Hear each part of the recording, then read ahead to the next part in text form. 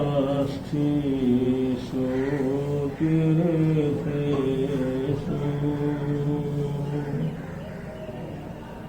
यात्रायं यत् फलं भवेत्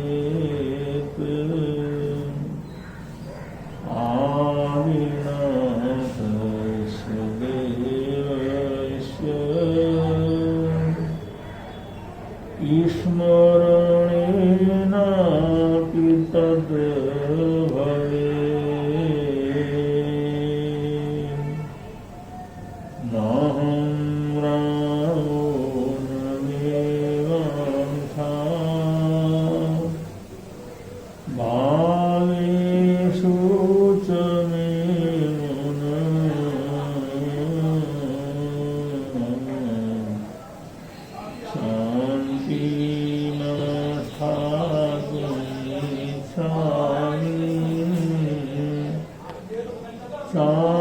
सात्मन्येव जिनो यथा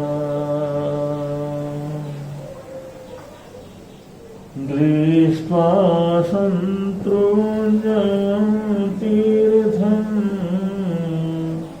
नत्वा रैवातकाचलम्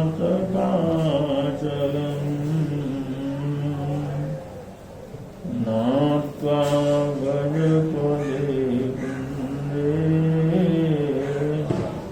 पुनर्जन्म न विद्यते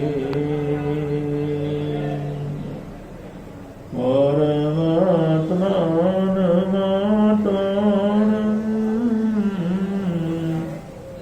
त्वत्सत्केवलनिर्मलं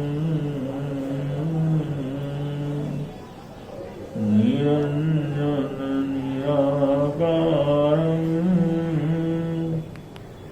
ऋषभं पुनरिषं निरञ्जन निराकारं ऋषभं पुनरिषं।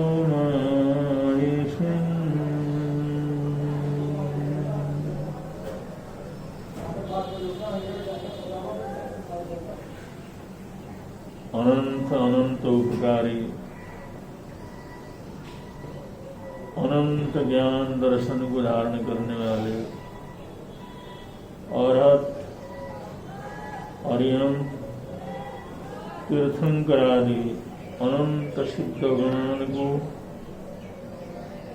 आचार्य उपाध्याय सर्व साधु सदगुरुदेव पंचब्रह्म श्री परमात्मा को वंदन और स्मरण करने के बाद आज के विषय की तरफ हम अग्रसर होते हैं। आज का विषय है अप्पादिवो भव। इसका तात्पर्य है साधक को स्वयं अपने आप को प्रकाशमय बना लेना चाहिए। साधक वही है जो स्वयं दीपक की समान प्रकाशमान हो, हर मोड़ के ऊपर अपना निर्णय अपने आप कर सके, अपने जीवन के ऊपर जो संयम रखना है वो संयम को सतत रख सके, उसके लिए किसी के सहकार और सहायता की जरूरत न हो। ऐसी अवस्था को कहते हैं अप्पादिवो भव। कि वो प्रकाश, वो ज्ञान, वो समाधान हमारे अंदर से ही जो है प्रकट। अगर हमारी बुद्धि, हमारा मन अगर जो है कोई शंका करती है, अगर उसमें कोई किसी प्रकार की शंकाएं कुशंकाएं पैदा होती हैं, जिज्ञासाएं पैदा होती हैं, तो उनका समाधान भी अपने अंदर से ही निकलना चाहिए। अगर अपना समाधान अंतर से ही निकलता है, हमारे प्रश्नों का उत्तर भी हमारे को अंदर से ही अगर मिलना शुरू हो जाता है, ऐसी अवस्था को अप्पादिवो भव कह करके पुकारा जाता है। पप्पा देवो भव, ये बहुत प्रसिद्ध सूत्र है। श्रवण भगवान महावीर स्वामी कहते हैं, आचारंग सूत्र में ये वर्णन आया है, जे अनन्नदंशी से अनन्न रामे। जो अनन्नदंशी हैं, अनन्नदंशी का मतलब आत्म दर्शन करने वाले, आत्मा के स्वरूप को समझने वाले, आत्म स्वरूप के साथ जिनका साक्षात्कार हुआ है, ऐसा आत्मा का साक्षात्कार करने वाले साधक से अनन्न रामे, उस आत्म भावों के अंदर ही परम आनंद को महसूस करते हैं, परम आनंद को प्राप्त करते हैं। दो तरह के दृष्टिकोण हैं, एक तो अंतर्दृष्टि और दूसरा बाह्य दृष्टि। अंतर्दृष्टि जो होती है वो आत्मा की तरफ उनका लक्ष्य रहता है, और जो बहिर्दृष्टि है उनका बाहर के वैभव के साथ, बाहर की समृद्धि के साथ, उनका जो ज्यादा उनका संबंध होता है, उनकी रुचि होती है। बाह्य का मतलब शरीर से संबंधित, इंद्रियों से संबंधित, जो संसार से संबंधित बहुत सी वस्तुएं हैं, बहुत से कार्य हैं, बहुत से अनुष्ठान हैं, जिनका संबंध सीधा बाहर से रहता है, शरीर से रहता है, संसार से रहता है, धन का है, वैभव का है, मान सम्मान का है। ये सारी चीजें ऐसी हैं जो बाह्य हैं। तो बाह्य दृष्टि जिसकी है, अभ्यंतर दृष्टि जिसकी नहीं है, वो हमेशा बाह्य चीजों में, बाह्य वातावरण में, बाह्य पदार्थों में, बाहर की चीजों में, उसी में उसका मन रमता चला जाता है। वही उनको बहुत अच्छा लगता है, उसी में उनको आनंद की प्राप्ति होती है। जबकि वो आनंद क्षणिक होता है, वह आनंद उत्कृष्ट नहीं होता। वह आनंद हमारे आनंद की चरम सीमा को कभी स्पर्श नहीं कर सकता। वो संपूर्ण जीवन को आनंद देने में समर्थ नहीं होता, लेकिन फिर भी जो थोड़ा बहुत उपलब्ध हुआ है उसी में अगला रमता है, प्रसन्न होता है, खुश होता है, और उसी के लिए प्रयत्नशील रहता है, उसी के लिए मेहनत करता रहता है।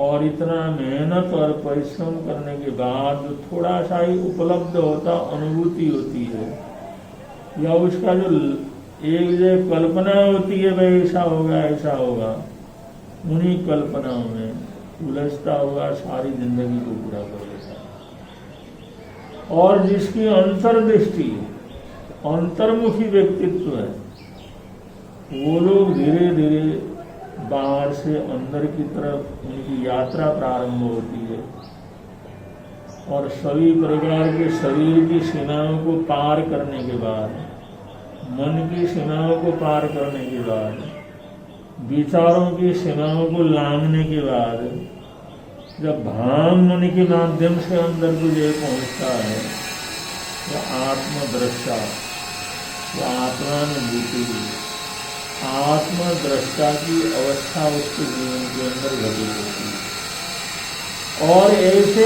आत्मदृष्टा लोग जिनको अनन्नदंशी कहते हैं, ऐसे अनन्नदंशी वो अनन्य राय में उसी अनन्य माने आत्मा में रमण करने प्रारंभ कर देते हैं, उन भावों के अंदर रहते हैं। तो उनको कुछ पता नहीं लगता, उनको किसी प्रकार की आकांक्षा नहीं रहती, कोई मान सम्मान नहीं रहता, कोई आदर सत्कार की इच्छा नहीं रहती। बाह्य चीजें जो दुनिया भर के हैं, सारी दुनिया जिसके पीछे भागती है, उसके ऊपर भागने का, उसके पीछे चलने का कोई कारण ही नहीं बनता है। तो ऐसी स्थिति तक ये आत्मा, हमारी आत्मा पहुंच सकती है। उस अवस्था को कहते हैं अप्पादीव, अप्पादीप, कि स्वयं दीपक हो जाना, स्वयं प्रकाश हो जाना, स्वयं अपना मार्गदर्शन होना, स्वयं अपना गुरु होना, स्वयं अपने आप को समझाने वाला होना, स्वयं ही स्वयं को अच्छी तरह से संभालना, स्वयं ही स्वयं को आगे चलाना। ये स्थिति अप्पादिवो भव की जागृति होती है। इस संबंध में एक बहुत सुंदर कथा आती है, कंबोडियन कथा। कंबोज के महाराजा, उनका नाम तिंगमिंग था। वो जीवन में बौद्ध भिक्षु का जीवन भी पर्याप्त अपने गुरुकुल अवस्था के अंदर जी चुके थे, और समय आने पर वो कंबोज के राजा बने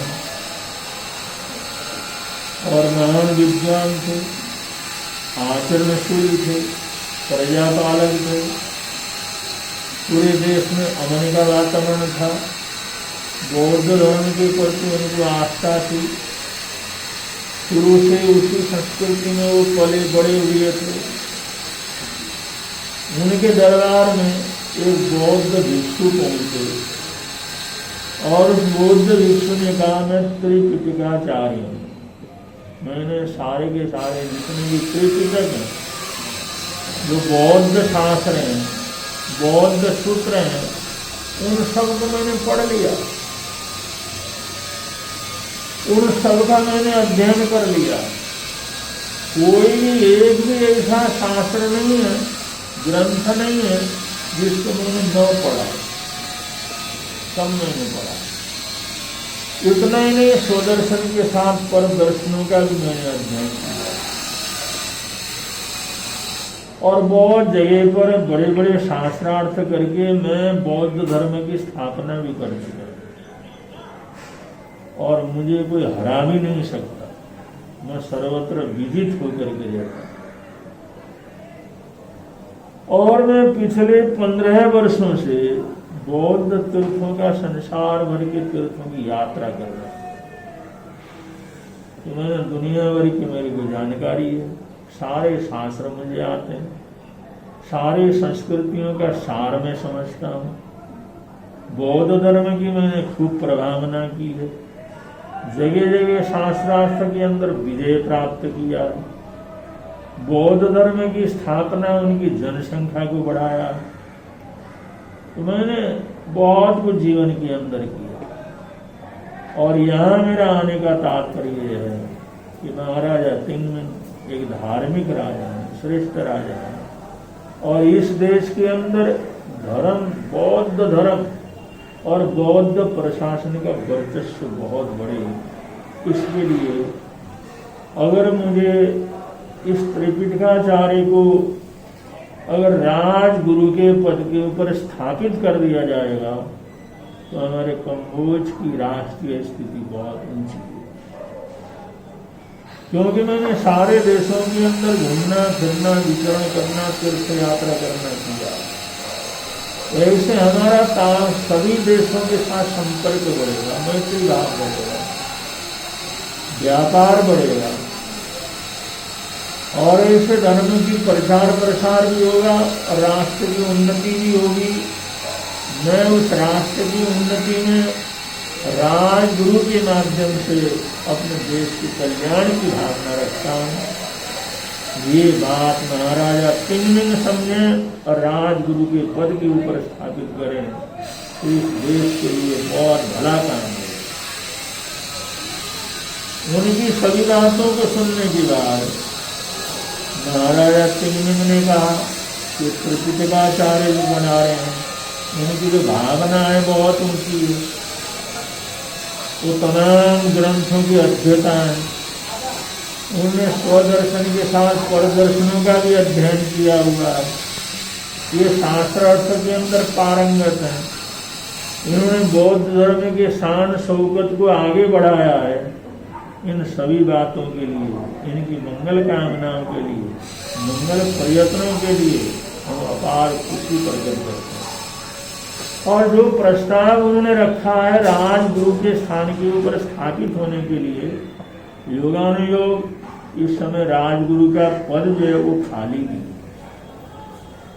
लेकिन ये सारी बात सोचने के बाद हमारी अपने राजा की तरफ से, देश की तरफ से हम त्रिपिटाचार्य से एक प्रार्थना करते हैं, एक आग्रह करते हैं, मनवार करते हैं।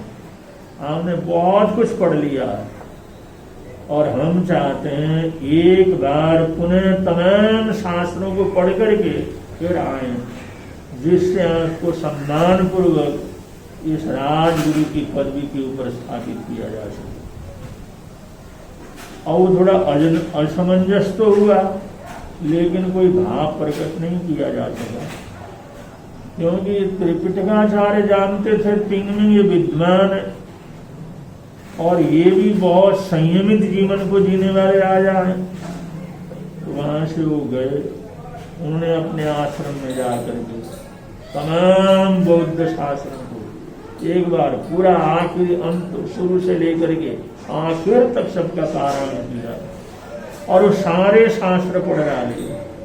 उन सारे शास्त्रों के अध्ययन करने में, पढ़ने में, चतारने में उनको 1 साल का समय लगा। और 1 साल के बाद शानो शौकत के साथ राजगुरु के पद के ऊपर स्थापित होने की अपेक्षा से जिन्होंने कंबोज के अंदर प्रवेश किया, राजमहल के अंदर प्रवेश किया, राज दरबार में गए और उन्होंने कहा 1 साल के बाद मैं इस दरबार में आया हूँ और आप लोगों के आदेश से महाराजा की भावना के अनुसार 1 साल भर में मैंने तमाम ग्रंथों को पढ़ डाला, तमाम साहित्य को पढ़ डाला, सारे ग्रंथों का मैंने अध्ययन किया है, उन्हें पूरी तरह से पढ़ने के बाद यहाँ पर आया।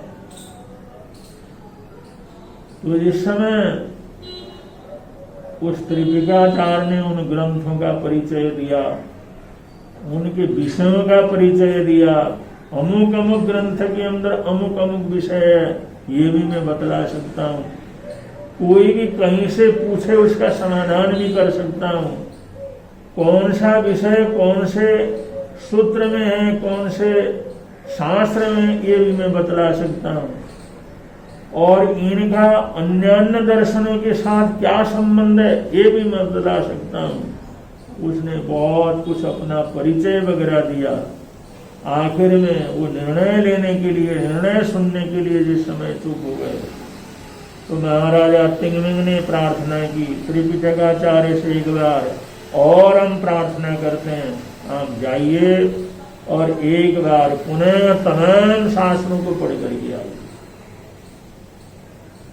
सुनकर के क्रोध तो बहुत आया, बहुत क्रोध आया। एक बार पहले मना किया, एक बार पहले पढ़ने का निर्देश दिया और मैं साल भर बाद पढ़ करके आया हूँ और मैं कह रहा हूँ भाई जहां से पूछना हो, जो भी करना हो आप लोग कर सकते हैं, मुझे सब कुछ आता है, मैं सब कुछ उसका प्रमाण देने के लिए तैयार हूँ। फिर ये कहते हैं वापिस पढ़ के आओ, वापिस पढ़ने के लिए जा, कोई बचा ही नहीं तो क्या पढ़े। त्रिपिटाचार्य ने बोला तो कुछ नहीं, क्योंकि राज दरबार में बैठा हुआ, राजा वहां सत्ताधीश था।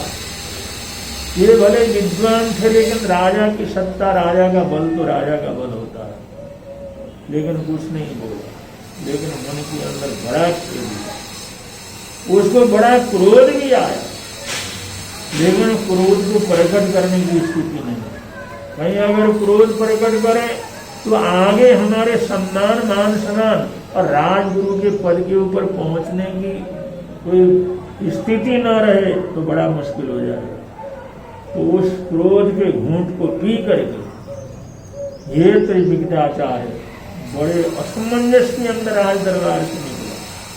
वो आश्रम में नहीं गया, तो गंगा के किनारे कहीं बगीचे के अंदर गया, वहां पर बैठा, बहुत देर बैठा रहा, बहुत देर तक वहां पर बैठ करके सोचता रहा, आखिर मेरे क्या कमी रह गई, कौन सा शास्त्र मैंने नहीं पढ़ा। और फिर धीरे से सोचते सोचते कहा कहीं ना कहीं कुछ कमी रही होगी, तभी तो राजा ने इतने आत्मविश्वास के साथ कहा। लेकिन कमी क्या रही होगी? मुझे एक एक लाइन को, एक एक शब्द को, एक एक अक्षर को अच्छी तरह से पढ़ करके जाना चाहिए। मुझे पता तो लगे मैंने कहाँ ऐसी कमी छोड़ दी, कौन सी चीज का मैंने अध्ययन नहीं किया। अब इस चिंतन धारा के साथ, इस भावना के साथ, उसमें एकाग्र चित्त होकर के और उसमें इतनी तल्लीनता के साथ उस स्वाध्याय में, उस ध्यान में, उस चिंतन मनन में वो जो सूत्र कहे गए हैं, वो जो श्लोक कहे गए हैं, उनका गहरा अर्थ चिंतन करते हुए, गहरा अर्थ मंथन करते हुए जिस समय आगे बढ़ा, दिन बीतते चले गए, रात्रियां बीतती चली गई, हफ्ता और 15 दिन का समय बीतता चला गया, महीने के ऊपर महीने बीतते चले गए, लेकिन वो अंतर चेतना जैसे जैसे जागती चली गई, उसके मन के अंदर कुछ पाने की अभिलाषा खत्म होती चली गई। इतना अंतर के अंदर उतरता चला गया, अंतर के अंदर उतरता चला गया। उस शास्त्र के रहस्य को जिस समय अनुभव करने लगा तो बाहर की दृष्टि अंतर्दृष्टि हो गई, राज सत्ता को देखने की जो दृष्टि थी वो खत्म होती चली गई, राज वैभव को पाने की दृष्टि थी वो खत्म होती चली गई। और अंतर उसी चिंतन मनन स्वाध्याय में, उस ध्यान में और आत्मा के भावों के अंदर जाते हुए, चिंतन करते हुए, गहराई में उतरते हुए ऐसा उतरता चला गया, ऐसा उतरता चला गया। और वो साल बीत गए, 1.5 साल बीत गए, लेकिन उसको राज दरबार में जाने की कोई किसी प्रकार की स्मृति नहीं हुई, क्योंकि आनंद मग्न हो गया। पेड़ के नीचे बैठ जाते, वहां पर गुफा के पास बैठ जाते, नदी के किनारे बैठ जाते, वहां पर बैठे बैठे घंटों कई समय वहां पर ऐसे बीत जाता और ऐसे आनंद की प्राप्ति होती, ऐसा अपने आप में रमण करता चला जाता और जो भी शंकाएं पैदा होती हैं उनका समाधान अंदर से उसको उपलब्ध होना। राजा ने जिस समय देखा साल हो गए, लेकिन त्रिपिटाचार्य लौट करके नहीं आए, सबको भेजा, घोड़ा कहाँ है क्या है, जिस समय पता तो लगा, लेकिन राजा के आदमियों ने जिस समय प्रार्थना की कि राजा आपको याद कर रहे हैं, उनका मैं नहीं जानता कौन राजा, दुनिया के अंदर राजा कौन राजा हो सकता है, तो सारी आत्माएं राजा। और जिस समय उनकी तरफ कोई ध्यान नहीं दिया तो सूचना राजा के पास पहुंची, उनका तो जीवन ही बदला हुआ। स्वयं महाराजा तिंगमिंग हाथी लेकर के, सम्मान लेकर के उस त्रिपिटाचार्य के पास पहुंचे और पहुंच करके बड़ी विनम्रता से प्रार्थना की कि आप यहाँ से अब जो हमारे दरबार में चले और आपके सम्मान के लिए, आपके मान के लिए, और आप सुशोभित करें उस पद को, इसके लिए हम स्वयं प्रार्थना करने के लिए आए और हाथी के औदे से नीचे उतर करके पैदल चल करके आपके पास आए और हमारा सारा सवासर आपके चरणों में आ रहा है। आप हमारी भावना को समझें, आप हमारी भक्ति को स्वीकार करें, आप हमारे आग्रह को स्वीकार करें और जो हमारा खाली पड़ा हुआ जो राजगुरु का पद है उसको जाकर के सुशोभित करें। बहुत प्रार्थना की, लेकिन त्रिपिटकाचार्य ने उन सब के लिए मना कर दिया, इसकी मेरे को अब कोई किसी प्रकार की आवश्यकता नहीं, मुझे अब जो है वहां जाने की आवश्यकता नहीं है, मुझे राज वैभव पाने की आवश्यकता नहीं है, मुझे पद प्रतिष्ठा की आवश्यकता नहीं है। और आप जाइए और उस अपने काम में लगिए कि मेरा कोई उधर की तरफ जाने का कोई भाव और विचार नहीं। लेकिन राजा और जनता की उनकी बातों को सुना, सुनकर के अपरंपार आनंद की प्राप्ति हुई और जैसे जैसे उन्हें आत्म ध्यान की बातों को बतलाया जिस समय वो वैराग्य भाव से ओतप्रोत वाणी वहां पर फैलने लगी, सभी प्रभावित तो बहुत हुए और सोचा भाई चाहे जैसे भी हो त्रिपिटकाचार्य को यहाँ से लेकर के जाएं और राजगुरु के पद के ऊपर स्थापित करें। लेकिन त्रिपिटकाचार्य ने मना कर दिया। जिस व्यक्ति ने अपने आप को पाया, अपनी आत्मा के अंदर रमण किया, अपने आप को देखा, अपने आप को समझा, ये सबसे बड़ा ज्ञान। और अपने आप को पाया, ये सबसे बड़ा पाना। इसलिए पहले मैंने शास्त्रों को पढ़ा था, ग्रंथों को पढ़ा था, स्वदर्शन प्रदर्शन को पढ़ा था, लेकिन अपने जीवन को, अपनी आत्मा को नहीं पढ़ा था। इसलिए मैं अज्ञानी हूं। इसलिए आपने मुझे कहा पुनः तुम पढ़ करके आओ। उस समय मेरी हालात बड़ी विचित्र थी, लेकिन मैंने एक राजा के नाते आपको मान सम्मान देते हुए पुनः अध्ययन का जो भाव बनाया और इतनी गहराई के साथ अध्ययन के अंदर में लगा।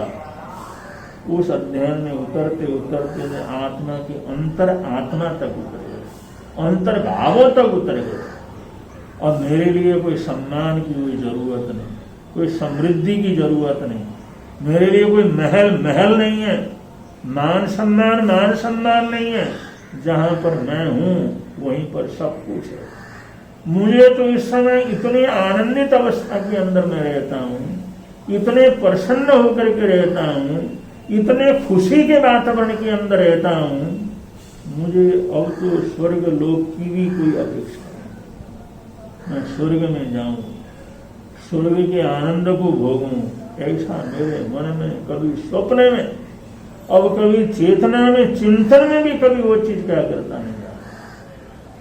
मैं तो इन सारी चीजों से मुक्त हूं, आत्म भावों के अंदर रमण करता हूं, अपने आप में रमण करता हूं। प्रभु बुद्ध देव ने जो अप्पा दीवो जो बोला था वो आज मेरे को अनुभव के अंदर आया। सुना तो बहुत था, मैंने उनके वचनों को सुना था, लेकिन अब इतनी गहराई के अंदर उतर गया हूं, आज मुझे बोध हुआ है। अप्पा दीवो भव, अपने आप को दीपक बनाना, अपने आप को गुरु बनाना, अपने आप को मार्गदर्शन बनाना, अपने आप को सर्वथा सर्वोच्च बनाना, यही है अप्पा दीवो भव। अपने आप को प्रकाश के रूप में परिवर्तित करना, दीपक के रूप में परिवर्तित करना, वही काम मैं करता रहा हूं और वो काम मेरा कामयाब हो गया है। इसलिए अब मेरे को पाने के लिए कुछ नहीं रहा, मेरे को मिलने के लिए कुछ नहीं रहा, मेरे लिए चाहत कुछ नहीं रही। इसलिए कुछ भी कहें, लेकिन मैं अब इस आनंद लोक को छोड़ करके इससे बाहर कभी जाने वाला नहीं। ये आध्यात्म के शिखर को होना चाहिए, ये जीवन की गहराइयों के अंदर पहुंचे, और जीवन की गहराइयों के अंदर पहुंचे तो ऐसा परिवर्तन घटित हुआ, ऐसा परिवर्तन घटित हुआ। जिस चीज के लिए मरते थे, जिसके लिए कामना करते थे, जिसके लिए रात दिन चिंतन करते थे, मैं राजगुरु बनूं, राज सत्ता मेरे हाथ में हो, सर्वोच्च सत्ता का मालिक मैं बनूं और राजा भी मेरे निर्देशों का जय पालन करे, वो सारी भावनाएं ऐसी तिरोहित हो गई, ऐसी तिरोहित हो गई, और सब जैसे जैसे तिरोहित होती चली गई, उनको ऐसा नजर आने लगा कि सारी दुनिया का कोई सम्राट हो तो मैं खुद सम्राट, कुछ न होते हुए सब कुछ मेरे पास।